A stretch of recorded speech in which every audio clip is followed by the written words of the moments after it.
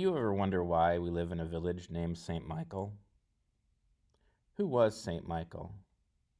When we understand why places are named, we begin to understand the history of a place. The names of St. Michael are a time of colonization. European and later American colonizers renamed indigenous place names, including Alaska's, a process which has been and will continue to be reversed. However, to understand how places are named, we must dig a little deeper. Prior to 1776, places in our region were given their names by the groups of Yupik and Inupiat people living nearby. Names describe the place. Nathulnak, or the Sisters, were named because the hills appeared to be nearly identical from long distance. Names could also be given to describe a resource, Eklurnak, or Egg Island, because of the large number of nesting birds. However, after 1776, place names in our region changed. The English sent their greatest voyager, James Cook, to discover the long fabled Northwest Passage around the top of North America.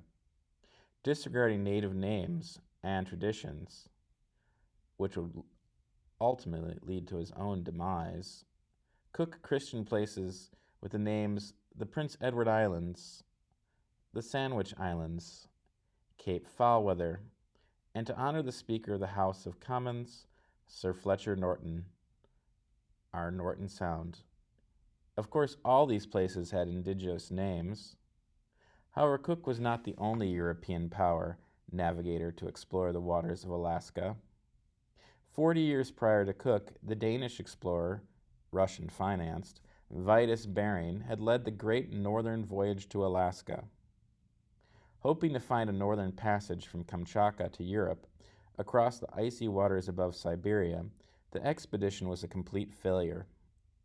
However, he made Russia and later the world aware of two things: Alaska and the highest quality fur the world had ever known, the sea otter. His exploits were branded onto Alaska. The Bering Straits, Sea, and Island. Most of these names are still used today.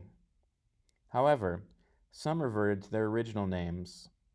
The Sandwich Islands, for instance, only remained on European and American charts for 70 years, before reversing back to the Hawaiian Islands. The Russian desire for a sea otter monopoly led to the Russian invasion of Alaska.